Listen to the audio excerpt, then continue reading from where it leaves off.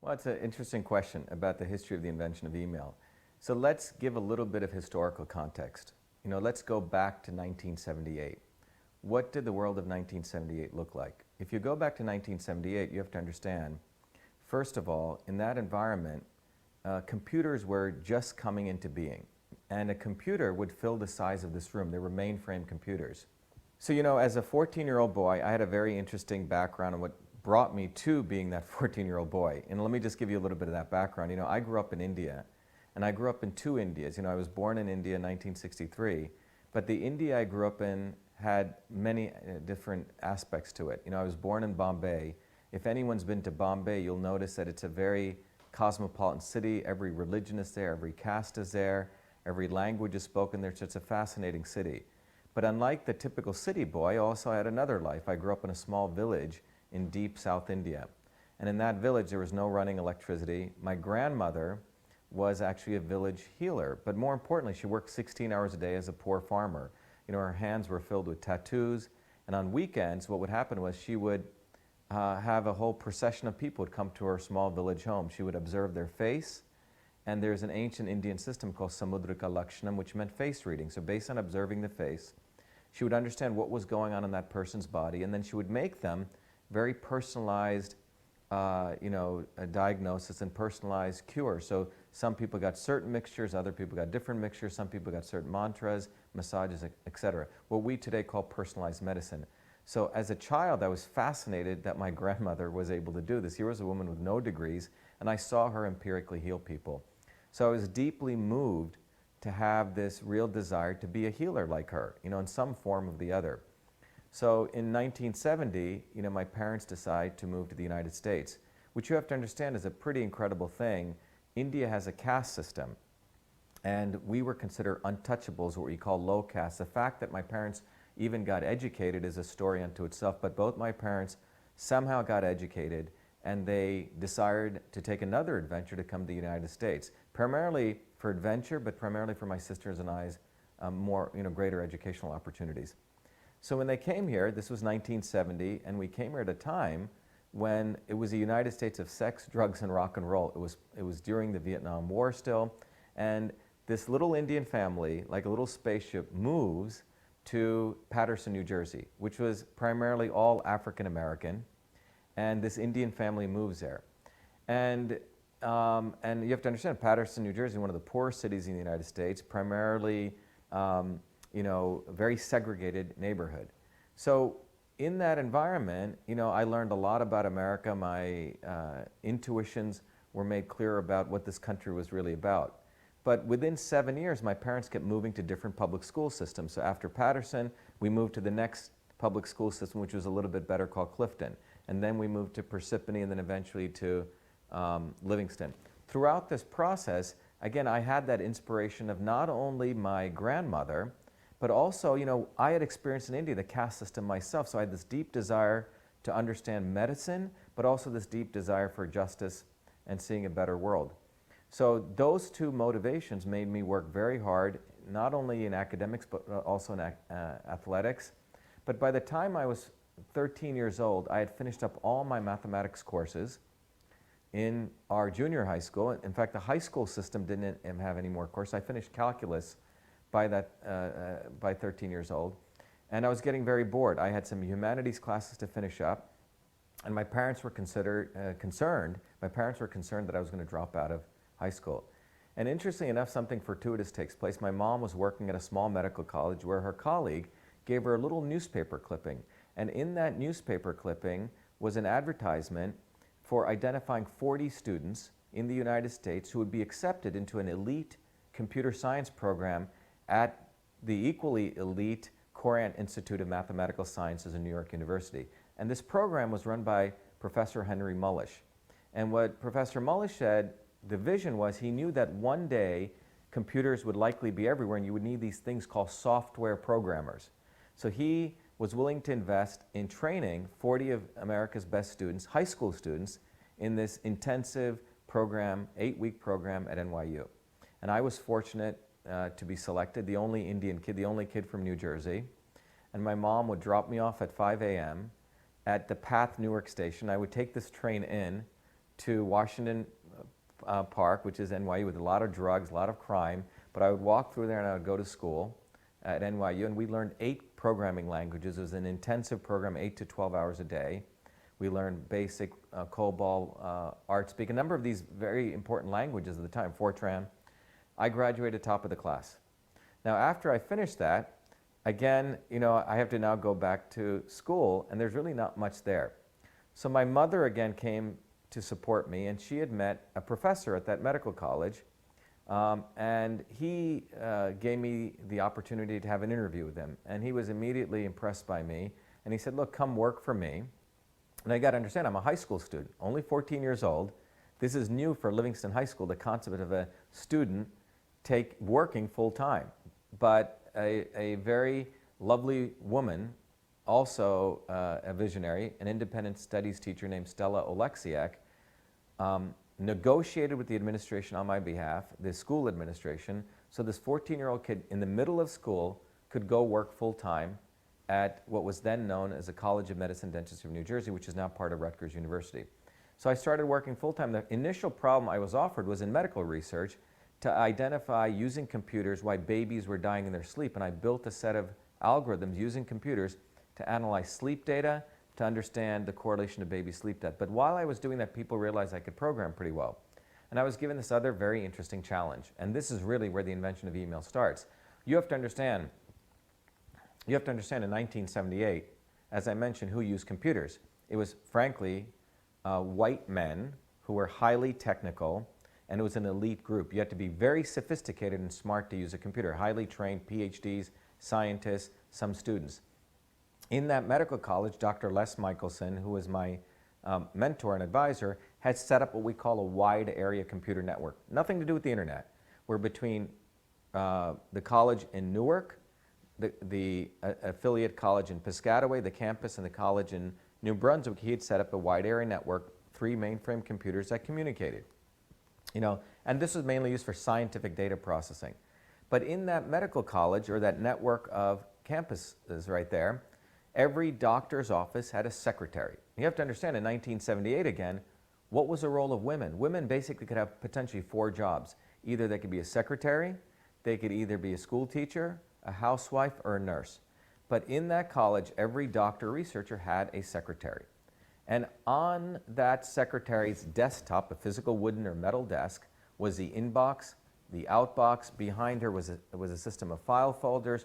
Underneath her desk was a trash can. On her desk was an address book, a little box for paper clips, which she would use for attachments. And the important thing on her desk was this thing called a typewriter. And she would put paper into this typewriter, typically white paper, and she would type away what was called the memo, the proverbial memo. And this memo had a very particular structure. 2, where she would list the recipient, 1 or more, the from, who was from, the subject line, the date, and sometimes she had what was called CC, which meant carbon copy or blind carbon copy. And then there was a line, and then underneath that was the body of the memo, and sometimes she would put ENCL, which means enclosures, and that referred to other documents that were attached. In that case, she would attach a paperclip. Now, when she had to do a carbon copy, she literally would take one paper, white paper, put a piece of carbon paper, another white paper, she'd roll it into this typewriter and have to click away and type. If she had to do 10 carbon copies, you can imagine. Sometimes she was there for 1 or 2 days. It was a very, very manual process based on the paper mail system. Every secretary had one of these desktops. And when they created a memo, it was put into what was called an inter-office mail envelope or an inter-organizational mail envelope. Some people called it an interdepartmental mail envelope. It would get put in, it would get addressed, a little string would zip it up, and then it was sometimes put into these pneumatic tubes. These pneumatic tubes were like the Ethernet before Ethernet, and they connected the buildings. If it was another campus, they would put it in a car or a van and would get sent. This was called the inter-office or inter-organizational mail system. And this is how university, the researchers, the administrators collaborated. So in this inter-office mail system was a medium for collaboration. By collaboration, we mean that if they were to hire someone, sometimes they'd attach a resume, it would get passed around, forwarded mail. Sometimes they would collaborate to call people to meetings, broadcast mail, what we today call, you call marketing messages. if they had grant applications. But this was really the vehicle for collaboration. Without it, and you needed all the parts. You needed the inbox, you needed the outbox. Sometimes you had registered mail, which means people would have to sign for it. So this was this very complex interoffice mail system, and Dr. Michelson challenged me, because he knew I was very competitive and I wanted to be challenged, to convert this entire system to the electronic replica on the computer. So what did I do? So this little 14-year-old kid, like an anthropologist, my customer was the secretary. I interviewed them, I understood all the features, and there were probably about close to 70, 80, 100 features of this system. It was a very complex system. After I enumerated those features, then I started designing the system. I used a database, which was there. I used a Fortran programming language and the computer network. I didn't use anyone else's systems. Again, this was independent of the internet or any of that. And then I started writing code. In fact, I wrote 50,000 lines of code. It wasn't simple code. Fortran was not designed for text processing. It was very difficult. And it was across a system of 35 programs which interrelated. We only had 8K of memory, random access memory. So I had to actually write memory management tools. So fundamentally, I wrote a system which grasped all these features or captured all these features. But here was the important thing. There were two important features. It had to be user-friendly. Remember, you had a secretary who was used to the typewriter, and the people in this system were not going to move away from the paper mail system to the electronic system unless it was bulletproof. It had to work, because they knew the paper mail system, you sent a letter, it got there. So I had to also make it bulletproof. When an email got sent, it had to be reliable. It had to be reliable across a network and user-friendly. And that's what I created. And I called this system email. 5 letters, E-M-A-I-L. This was not an obvious term. I was the first to create the term also. Why did I call it email? It was not an obvious term in the sense because the reason I called it email, to be more particular, was the Fortran programming language had 6-character limit on any variables. And the operating system only allowed the applications to have 5 characters. So imagine like the apps you run on your iPhones only have 5-character names. So I called it email. Obviously, it was probably 8 or 9 characters. I may have called it electromail. So it was not an obvious term. So I built this system. I had to write the user's manual. I had to train people. I had to quality assurance. I was a single one-person software engineering shop. And the initial system came out in 78. Then I built variations, 79, 80, etc. In 1980, there was an article that came out in the local newspaper talking about this kid who'd invented this first electronic mail system. And at that time, today, there's a very famous science award called the Intel Awards. In those days, it was called the Westinghouse Science Awards. Some people call it the Baby Nobel Prizes. And I was asked to apply for that, so I applied for it, and I won the Westinghouse Honors Award. There were different honors awards, but I was proud to be one of the recipients of it. After that, I went on to MIT. You know, in 1981, I got accepted to MIT. And I remember when I first attended MIT, the front page of the MIT official newspaper highlighted 3 students out of the class of 1,041 who was coming. This was a class of 1981. And I was highlighted, and there talked about, you know, we have 3 very interesting students. One of them created this electronic mail system. Now, the interesting thing was I was brought up to be a humble Indian. I didn't think much about it. You know, I remember putting it down, and I went on to do my other stuff. Remember, I was deeply interested in medicine. So I went and completed my work in electrical engineering, particularly biomedical engineering at MIT, went out, started a company, came back to MIT, did another master's, and another master's also in mechanical engineering, one in visual studies, one in mechanical engineering. Then I started doing research in 1993 on something related to what my grandmother was doing, that Samudrika Lakshanam, pattern analysis, or artificial intelligence. So starting in 1993, I was building a whole new way of analyzing any pattern, be it a handwriting signal, a document, ultrasound signals, any type of signal, to use technology to automatically understand those signals. In the middle of that, something interesting happened, which was my second life with email. This is, remember, 1993.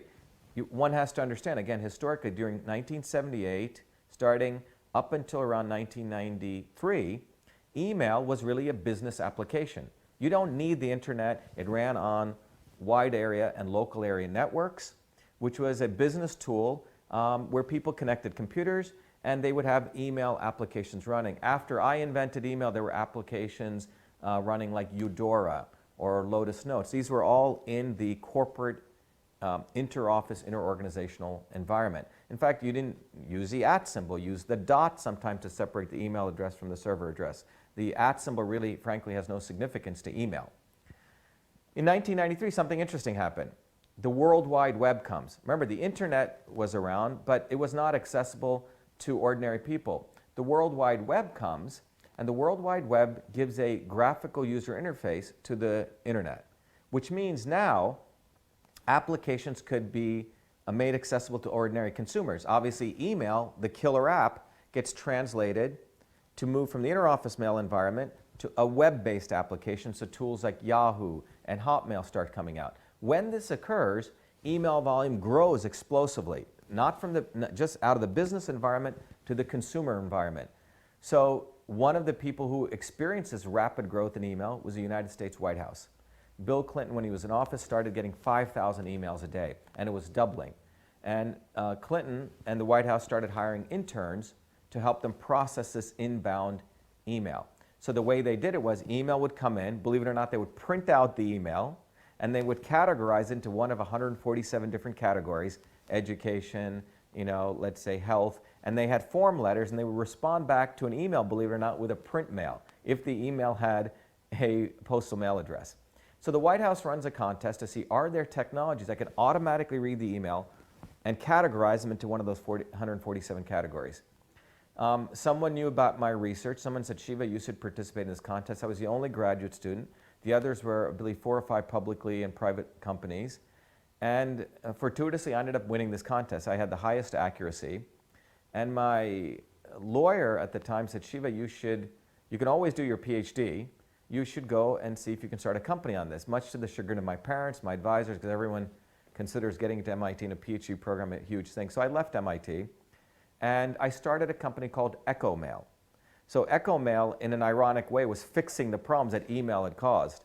We got AT&T as a customer, then we got Nike as a customer, then Citigroup, American Express, and we grew this business. Originally, I thought this was going to be a 2-year project. It ended up being a 10-year endeavor. We grew to $250 million in value. All the biggest companies in the world, organizations, including the United States Senate, including the George Bush campaign, used us for analyzing inbound email and for doing outbound targeted email marketing. So all this had occurred, and at the end of that process, in 2003, my advisor at MIT said, Shiva, you got to come back, you got to finish your PhD. And he said, there's this new field called systems biology. And he said, it's the opportunity for you to use your rich experience in computers and your deep love of medicine and bring them together. So I went back to MIT, and the challenge was, could you mathematically model the whole cell on the computer? Because if you could do that, you could eliminate animal testing, you could do discoveries of combination drugs, which are very complex to do by killing animals and doing test tube. And for me, it was an opportunity that could holistically understand biology, but potentially also rediscover the ancient medicines of India and the East and test them on the computer. So I built this technology over 5 years, and I called it CytoSolve. CytoSolve. And CytoSolve was this wonderful framework which allowed us to mathematically model any disease, any molecular reaction on the computer. And I wrote many papers on it, and that was by the end of 2007 and 8. And I finished my PhD in the creation of CytoSolve. So after that, I decided to take a break. Remember, I felt back on my path with medicine. I'd created CytoSolve, so I decided, I have my PhD in biology, let me go back to India and study Siddha from the Western perspective. Could I actually understand what my grandmother was doing? That took me back to India in 2008 and 9 on a Fulbright scholarship. So in India, I traveled all over India, and I made a major breakthrough. I discovered that the yogis and the rishis and the great sages of India weren't just people with saffron robes and holy ash on their head. These people were actually system scientists. They were trying to understand the body as a framework, as a system. And the language that they had developed, called Siddha, Ayurveda, Vata, Pitta, Kapha, Prakriti, Indriyas, there's this whole language that they have describing this medical system, frankly wasn't a medical system. It was actually a systems engineering approach, not to only understand the body, but all systems. And I was able to correlate the language of them directly to the language of modern control systems engineering. And we built this whole new science, which in some ways is a science of everything, which I call systems health. And that was a major breakthrough I made. And when I was in India, as I was getting ready to leave my Fulbright work, I got recruited by the Indian government. And literally the day before I was about to take my flight back, the Director General of the largest scientific institution in India called the Council of Scientific and Industrial Research invites me into his office and he said, "Why are you leaving for India? You've started many companies. You have 4 degrees from MIT. India needs people like you." This organization, CSIR, was started in 1947 to bring innovation to the Indian masses, and we believe you can help us. There's lots of inventions. We believe among the 37 labs across the 4,000 scientists. Could you help us? And we'll appoint you as the additional secretary in the Indian government. You'll get a big bungalow, and you'll be given freedom to find and spin out innovations. So I decided to take this on. My father-in-law at the time said, "You'd be stupid not to take this. This is, people even in their 60s aren't allowed this kind of position." So I took on that job. Literally within about 3 months, I figured out a strategy to identify inventions and have an entrepreneurial business model. And then I traveled all across India from north to south, visited many of the labs, and what I found was an incredible amount of amazing Indian scientists. But what I also found was that these scientists were under the yoke of Indian feudalism in some sense.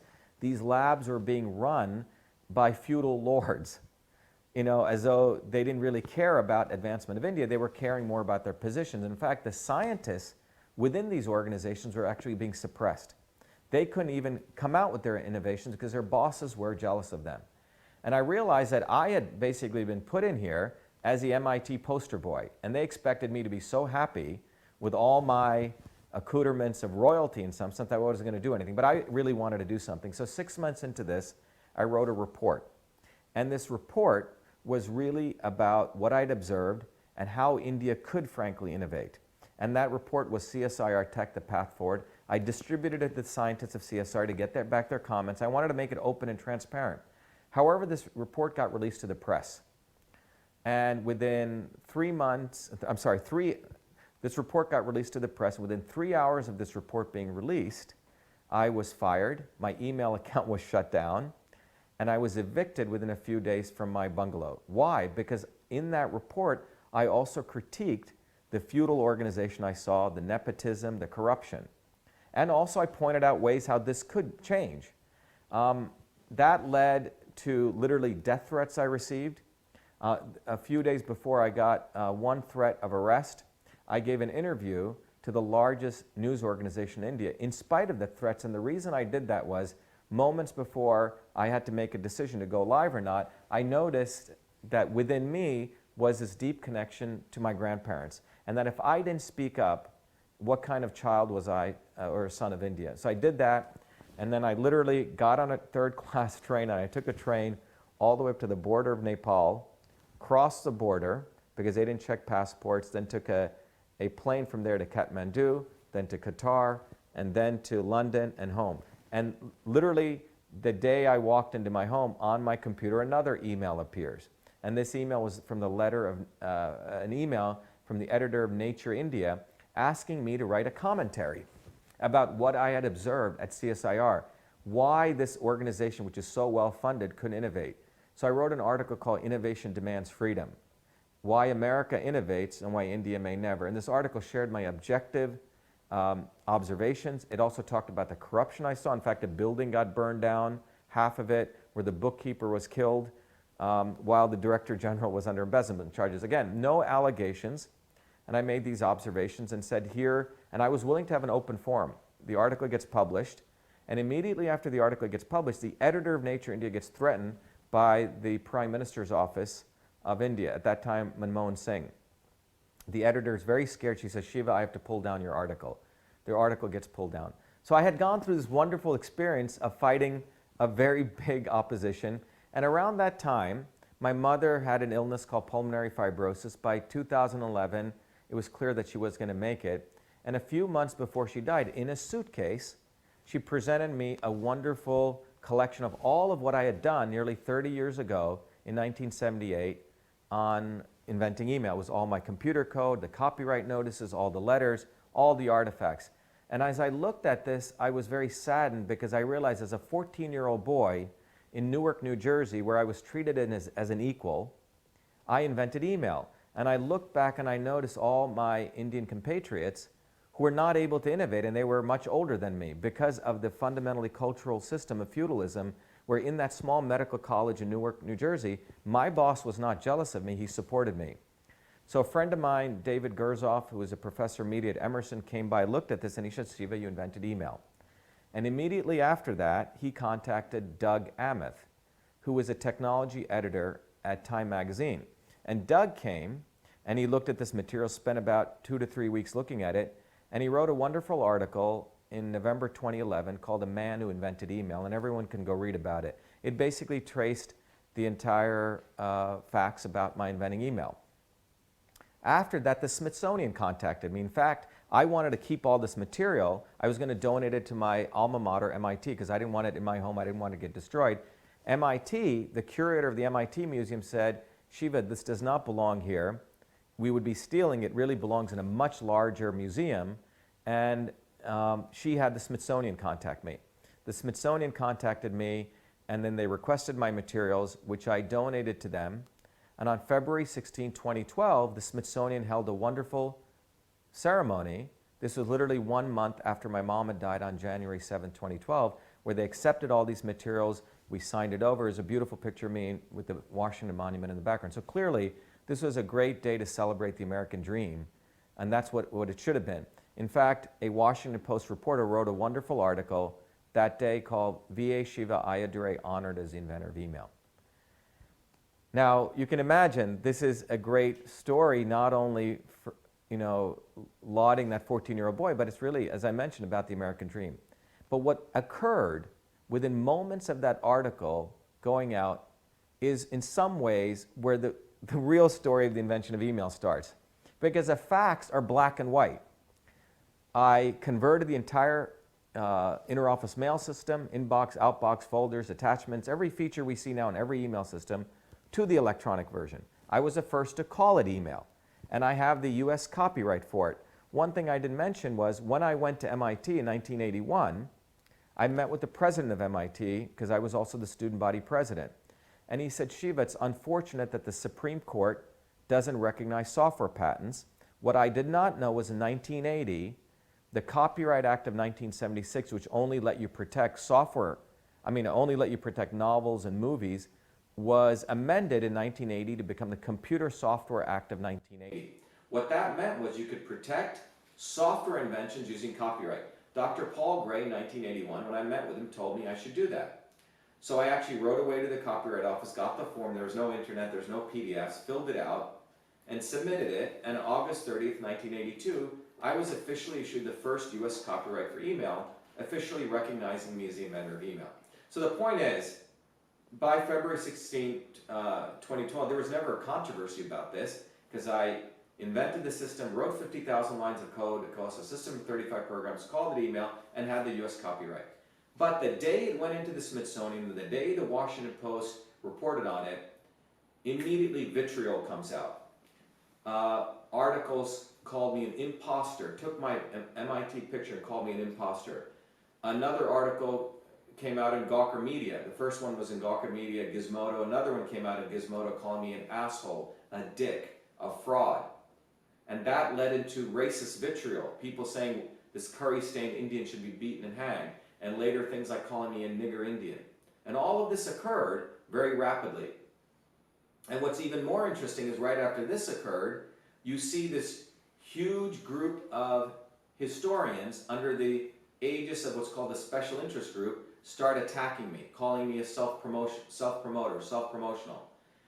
What I didn't know was during the 30-odd years that I didn't promote myself, a major US defense company called Raytheon had rewritten the narrative of the invention of email to protect their interests in the growing cybersecurity market. Some of you may know in 2011, and some of you may know in 9/11, after 9/11 took place, there was a huge growth in cybersecurity.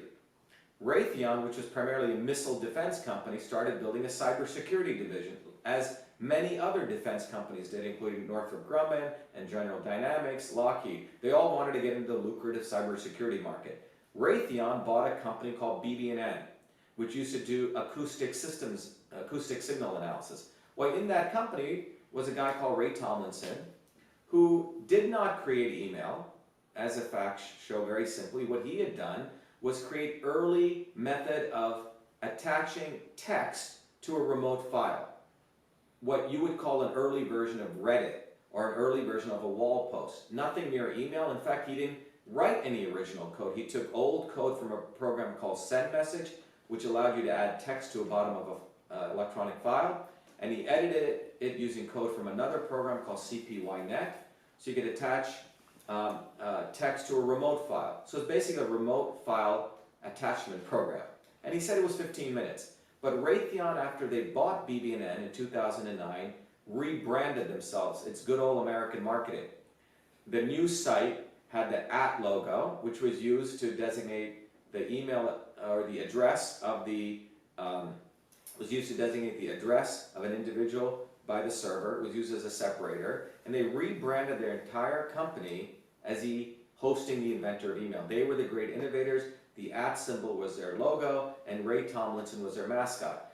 And by the way, Ray Tomlinson, for them, played the part. He had a beard, glasses, and was of, American descent, right? So he almost was like a casting call. And what's fascinating is if you looked at Raytheon's website, it looked like Nike's website in the sense the swoosh logo, a nice big branding statement with, let's say, Michael Jordan. So when my stuff had gone into the Smithsonian, what I didn't know was I had basically put the facts out there against the bogus history that these historians, many of them who were loyal to Raytheon, had already created, and my facts went against the marketing program, which enabled Raytheon to essentially win against their competitor, because if they were hosting the inventor of email, then should they not get all the email cybersecurity contracts? So that's what the reality was. So it took me a while to figure all this out. But what Raytheon and these historians didn't understand was that I've been a fighter. And this time I had to stand up for myself. I had not only fought the Indian government, as I shared, but even as an undergraduate at MIT, there's a picture of me, for example, burning the South African flag on the steps of MIT because I was extremely upset that MIT, as a liberal institute, was having investments in apartheid, racist South Africa. There's a protest I led when one of my friends, Ram Monakalingam, was jailed and tortured by the Sri Lankan government. When the Prime Minister of Sri Lanka was invited to MIT, we chased him off campus. I made sure more women students came in, more minorities came in. We made sure food service workers got paid better. So I was a campus activist. But when this incident occurred, no one came to my aid. What's interesting is no Indian came to my aid. So I had to go within myself to start fighting, not for me, but for that 14-year-old boy who invented email. So I gathered my wits. One of my students at MIT, we started doing research. Because when you're attacked like this, you start thinking that maybe you are wrong. I've talked to women who are rape victims. They start thinking maybe they did something wrong. So my friend Lorraine Minetti, who was my friend since I was age 13, came up to Boston. Lorraine would cook for me, take care of me, and one of my students, Devin Sparks, we went through every piece of literature, historical literature written before 1978. Devin literally went and stood in the MIT, slept in the MIT libraries, and we went through thousands of articles. Nowhere did we find the term email used. Nowhere did we find any intent to create something like email, but what we did find was a smoking gun document written by one of my attackers called David Crocker. Now, David Crocker claims he's a pioneer in electronic messaging, and Crocker at that time, what he forgot was in December 1977, he had written a RAND report. Remember, December 1977. It was an end-of-year report. RAND is a very famous or very well-known analyst firm. And David Crocker written a report, which basically, in the introduction of the report, he basically said at this time, he was giving a report analyzing the state of electronic messaging of the time. And he basically said that at this time, no attempt is being made to create an electronic version of the inter-organizational paper mail system. And in that paper, he said that at this time it is impossible, it's almost impossible to create such a system because you would have to meet so many different features and needs. So what these guys, Crocker and the military, were doing with people like Tomlinson was nowhere near email. They thought it was impossible. They were creating rudimentary forms of text messaging. Remember, the military is not a collaborative environment. It's command and control. Charlie, take that hill, jump, do this. Simple text messaging. In that medical hospital, we were interested in collaboration, right? You were interested in people working together. That's the inter-office mail system. And that 14-year-old boy wanted to convert that to the electronic version. So David Crocker's statement, the smoking gun, clearly showed that these so-called people who had written this false narrative had no interest to create email. In fact, they thought it was impossible. But that's what that 14-year-old boy did. So we created a website called inventorofemail.com. It was almost a second PhD for me. We put all the facts up there. We demonstrated the lies of this historians. We demonstrated the collusion. We put the whole history out there. And that's when they even ramped up their attacks even further. Because, you know, as Harry Truman said, when you cannot convince, you confuse. So they started confusing text messaging with email. The @ symbol with email. This is all they had. But Raytheon had a lot of PR, and you can go look at 2012 and 13, where suddenly an Internet Hall of Fame is created. Then they award an Inventor of Email Award to Ray Tomlinson in reaction to the facts. So this was clear collusion.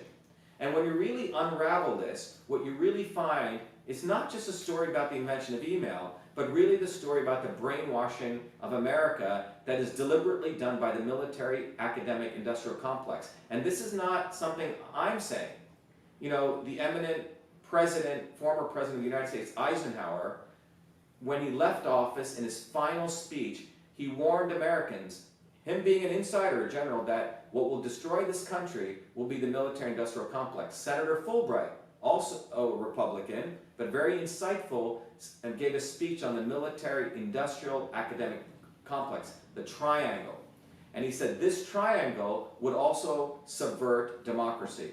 And what I discovered using my political and historical training was that I was in the midst of not just about who invented email, but a much deeper narrative. And what's fascinating is in the middle of this controversy in 2014, Walter Isaacson, who claims to be a liberal historian, writes a book. It's almost looked like it was commissioned for him. And I'm not a conspiracy theorist, but it's odd. He writes a book called The Innovators. And it's about the innovators of the digital revolution. And if you read this book, who do you see? You see pictures of Bill Gates. You see pictures of Steve Jobs. You see pictures of Sergey Brin. You see pictures of people who created the World Wide Web. And in fact, you see pictures of all white people. And by the way, I've never played the race card in my life. In fact, white women. But nowhere in there is a picture of that 14-year-old boy. Nowhere in there is a picture of any minority. No one there is a picture of any dark-skinned person. But he ends his book, or throughout his book, he emphasizes the concept of Raytheon, and he brings up Vannevar Bush, who was the president of MIT in 1940 and started Raytheon. And Isaacson attributes inventions to the military, industrial, academic complex. Now what's fascinating was when I was at MIT, which by the way I was there in and out 33 years, I won major awards. I was on the front page of MIT newspapers 3 times because I was being a good model minority. I was on the front page when I first came, front page on Technology Review when I invented EchoMail, front page when I won my Fulbright. But when I said email was done before I came to MIT, I became a pariah even at MIT because I was breaking that narrative of the military-industrial complex. You see, MIT is part of the military-industrial academic complex. And their brand is based on that all great innovations come from them, Silicon Valley, or the military. But the fact that email came outside of that military complex, industrial complex, throws a big wrench into, frankly, their branding. Because if email was developed, which it was, in Newark, New Jersey, in a medical health sciences institution, it destroys this bogus brainwashing that innovation must come from war. You know, in Tamil, we have this saying that you can touch your nose like this, or you can touch it around your nose like this. And they've convinced all of us that we as Americans should fund war and be so happy that you get Velcro and Tang, which by the way didn't come out of the military. That also is a different story. And so the invention of email they have a problem with because the inventor is alive. And he challenges them and they have the facts to prove that email came from a small medical college. So that's why there's so much vitriol. And what's even more fascinating is that the media publications that attacked me, they've been writing, during that time, they're writing amazing positive articles about Raytheon. And what's even more interesting is many of these media publications get advertising from Raytheon. So the story of the invention of email goes to the heart of collusion between media, academia, the military, and big industry. That's why this is an important story. This story is not about me, and it's not about the facts about the invention of email, because those facts are obvious. A 14-year-old boy in Newark, New Jersey did invent email. What the real story here is why is there a controversy? Why is there, I even had to defend this. Why is it that newspapers thought it okay to call me, or blogs call me a curry stand Indian, to refer to me as a nigger Indian in 2012? This is not Jackie Robinson in the 1940s. This is 2012. Why is it that no Indians stood up? Eventually, by the way, Deepak Chopra did help. He took a leadership stand, because the narrative is that innovation must come from war. And the narrative for many Indians and minorities is that, oh, we can achieve, even be CEOs, let's say of Google or Microsoft, but invention, that's for a certain elite, frankly, white people. And I say this again with no attack on people of the white race or any of that. I'm just telling you that there's this fundamental rewriting of history that great innovations must come from either people of a particular color, the military-industrial complex, or out of big institutions. And the invention of email breaks all those molds. That's why the invention of email is important. And fundamentally, what the invention of email shows is that innovation can take place anywhere, anytime, by anybody. That's why it's important. And it's also more important because when you think about being a human being, what is being a human being all about? It's about being creative, because ultimately the sages of India said that the ultimate goal of life is to create and destroy and transform. That's the essence of being, that's the aspect of creativity. And the denial of that creative aspect in every human being is a denial of being a human being. So when these people attack me, they're not attacking me or the facts about it, they're attacking that 14-year-old immigrant Indian kid in Newark, New Jersey who invented email. And they're attacking the essence of what it means to be a human being. So I say to everyone who wants to look at the facts about the invention of email, the facts are black and white. But at the end of the day, what's really important is the beginning of this year in 2016, an important event took place in a very interesting way, sort of where brains meet brawn. Hulk Hogan, the wrestler, sued Gawker Media, who had also said atrocious things about him in the media, and he won a $150 million law case. That was led by an attorney called Charles Harder. I contacted Charles, and we filed suit also against Gawker Media for $35 million.